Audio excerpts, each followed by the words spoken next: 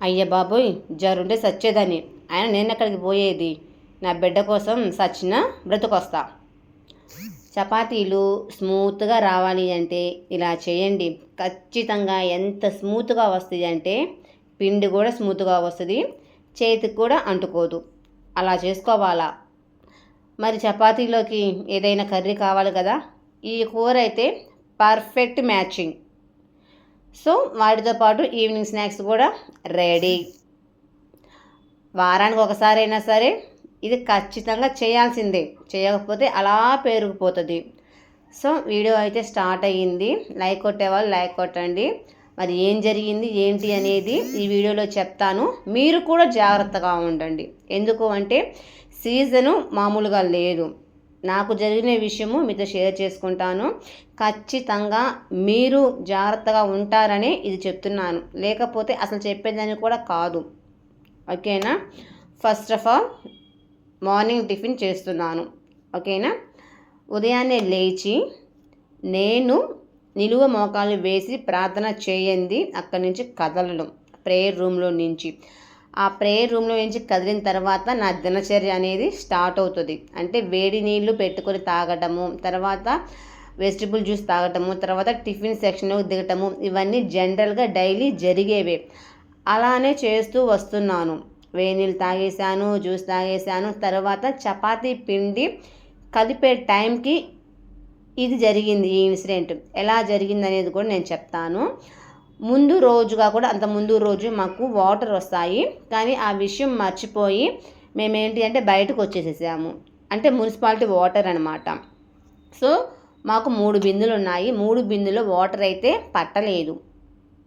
ఆ 3 బిందులు కూడా అంటే మీరు తాగుతారా ఆ వాటర్ అనుకోవచ్చు. ఆ వాటర్ మేము తాగము. కానీ ఆ 3 బిందులు ఎందుకు అంటే వంటకి యూజ్ చేస్తా, రైస్ కడుక్కోవడానికి ఇలాగ యూజ్ చేస్తాను. సో వాటర్ తాగడానికి అంతా అయితే ఆర్ఓ ఉంది. సో ఈ చపాతీ పిండి స్మూత్గా రావడం కోసం నేనేం చేస్తాను అంటే పాలు వేడి చేసి చల్లార్చిన పాలు అయితే ఇంక్లూడ్ చేస్తాను. తర్వాత ఇంకా చేతికి అతుక్కోకుండా ఇంకా స్మూత్గా రావడం కోసము ఆయిల్ అయితే యూజ్ చేస్తాను. అవి చేయటం వల్ల ఇంత స్మూత్గా చేతికి కూడా అంటుకోకుండా చపాతీలు కూడా మంచిగా తినడానికి చాలా బాగుండేలాగా వస్తాయి. టేస్ట్ కూడా బాగుంటుంది. సో నా ట్రిక్స్ అయితే అవి. ఇంకా కొన్ని ఉన్నాయి. సమయం వచ్చినప్పుడు మీతో నేను షేర్ చేసుకుంటాను. ఓకేనా? 2 days బ్యాక్ వాటర్ రావాల్సింది మేము పట్టుకోలేదు, నీళ్ళు అయిపోయాయి. అయితే మాకు ఒక డ్రమ్ము ఉంటుంది, దాంట్లో ఆర్ఓ ఉంటుంది. అంటే ఆర్ఓ మిషన్ అయితే ఉంటుంది. జనరల్గా ఎవరైనా సరే ట్యాంక్ అయితే బిగించుకుంటారు. మేమేందంటే ఎక్కడైనా సరే ఏ ఇంట్లో ఇల్లు మారినా సరే మేము చేసే పని ఏంటంటే డ్రమ్ములోకి ఉంటుందన్నమాట మోటరు. ట్యాంక్ ఎందుకు యాడ్ చేసుకోలేదు అంటే ట్యాంకులో అయితే బోర్ వాటర్ అండ్ మంచి వాటర్ కూడా ఇంక్లూడ్ అవుతుంది కాబట్టి, ఇంకోటి ట్యాంక్ అయితే ఎప్పుడు కడుగుతారో ఏంటో ఈ గిల్టీ ఫీలింగ్ తోటి ఇవన్నీ ఎందుకులే అన్నట్టుగా మేమైతే డ్రమ్కి అయితే మోటార్ వేసుకొని తర్వాత ఆ వచ్చే వాటర్ అయితే తాగుతామన్నమాట. అలాగా ఉంటుంది. అయితే అక్కడ ఏం జరిగిందంటే ఈ 3 బిందెలు ఖాళీ అవటంతో అంతకు ముందు రోజు నైట్ ఏం చేశాడంటే ఈయన ఎప్పుడైనా సరే ఆర్ఓకి వాటర్ మేము నైట్ టైమే వేసుకుంటాము. ఎందుకంటే పిల్లోడు అటు ఇటు తిరిగే టైంలో మేమైతే ఆర్ఓ జోలికి వెళ్ళము. సో అలా ఉంటుంది. కానీ తిను ముందు రోజు ఆపడం మర్చిపోయాడు ఆర్ఓది. ఇంకోటి ఏంటంటే ఇక్కడ కొద్దిగా లూజ్ కలెక్షన్ అనేది ఉంది. అది ఓనర్ కూడా చెప్పాము, చూస్తామన్నారు. అంటే కొన్ని ఫేస్ ఏదో ఉంటాయి అంట కదా, న్యూట్రల్ ఇలాగా. సో ఆ ప్రాబ్లం అయితే ఉంది. అది నేనైతే మర్చిపోయాను. అంటే జనరల్గా ఎప్పుడు తీసేలానే తీద్దాము అనుకున్నాను వాటర్ డ్రమ్లో నుంచి. కాకపోతే ఏమైంది అంటే అక్కడ స్విచ్ ఆపటము ఈయన మర్చిపోయాడు. నేను మార్నింగ్ టైంలో ఇంకా ఇదంతా జరిగింది 5:30కి. 5:30 జరిగిన ఇన్సిడెంట్. కర్రీ చేద్దాము అని అంటే ఆకుకూర చెప్పాను కదా, పాలకూర must and should weekly 2 times మాత్రం ఖచ్చితంగా ఉంటుంది. వీలైతే 3 times కూడా చేసేసుకుంటాము. సో పాలకూరని కడగటానికి అదేంటి మీకు వాష్ బేసిన్లో మీకు వాటర్ రావనుకోవచ్చు, పక్కాగా బోర్ వాటర్ ఎందుకులే అన్నట్టుగా నేను బిందులో వాటర్ అయితే యూజ్ చేస్తాను. మున్సిపల్ వాటర్ అనమాట. సో ఇంకా వాటర్ లేవు కదా అని చెప్పేసి డ్రమ్లో ఉన్నాయి అని చెప్పేసి అవి తీసుకునే క్రమంలో ఇంకా ఒక బౌల్ పెట్టి తీస్తుంటే జస్ట్ రైట్ హ్యాండ్కి ఫుల్గా షాక్ అయితే వచ్చేసింది. ఇంకోటి ఏంటి అంటే ఇక్కడ నేను ఒంగోడు తీయడం కదా, ఇటు రైట్ సైడ్ తల, మెడ, ఇలా షోల్డర్ ఇదంతా బాగా వచ్చి పెద్ద కేకలు పెట్టేసేసాను.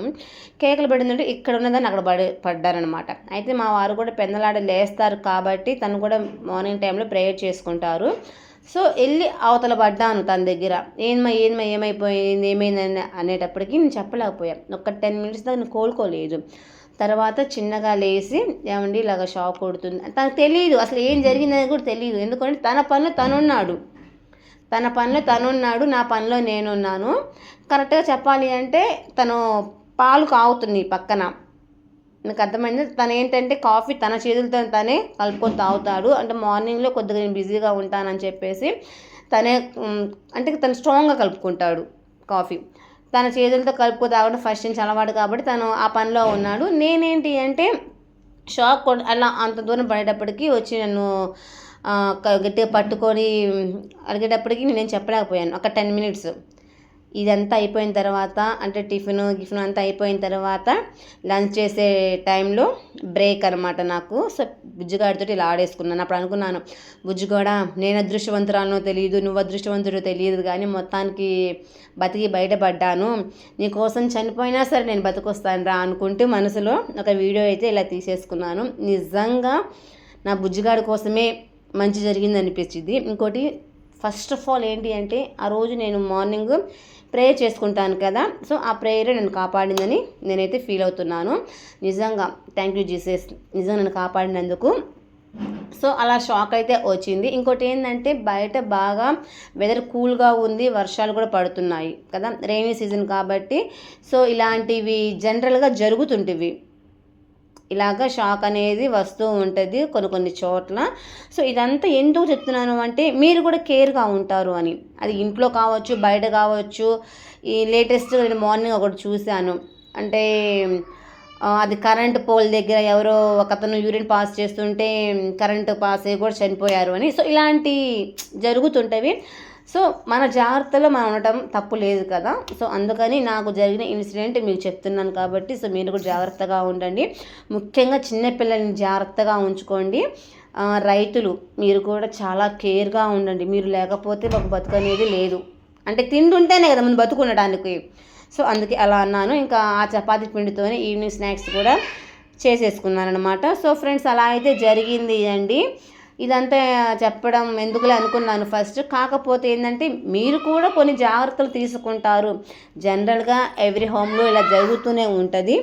బట్ ఏంటి అంటే ఇంకా కేర్గా ఉంటారు కదా.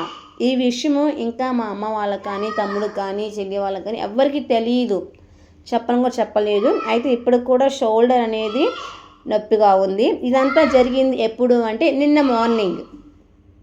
మార్నింగ్ జరిగిన ఇష్యూ అనమాట. సో ఫ్రెండ్స్ అది అండి జరిగింది. తర్వాత మళ్ళీ మినపప్పు అయితే నానబోసేసాను. ఇంకా అంతా డైలీ రొటీన్ లైఫ్.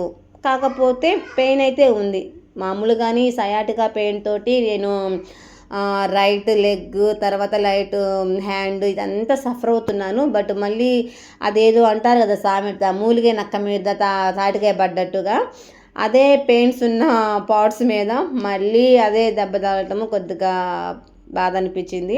ఇప్పుడు కూడా పెయిన్. ఇంకా ఫ్యామిలీ అన్న తర్వాత ఇంట్లో పనులు చేసుకోకపోతే ఇంకా ఆడవాళ్ళకి దక్షిణం కాదు కదా. సో అందుకని ఇంకా చేసేసుకోవాలా, రొటీన్ లైఫ్ అనమాట. ఇంకా సో వారానికి ఒకసారి మాకు ఇలాగా ఫ్రిడ్జ్లో పెరిగిపోతూ ఉంటుంది. ఏంటది మేగడ. ఎక్కువగా పాలు పెరుగు వాడుతుంటాం కాబట్టి వారానికి 10 రోజులకి ఖచ్చితంగా మిక్సీ అనేది వేయాల్సిందేను. మేగడ అనేది బాగా వస్తుంది కాబట్టి వెన్న కూడా బాగానే వచ్చింది. ఇంకా అలానే నెయ్యి కూడా కాచేసేసాను. సో ఫ్రెండ్స్ ఇది అండి ఈరోజు వీడియో. నచ్చితే లైక్ చేయండి, షేర్ చేయండి, జాగ్రత్తగా ఉండండి.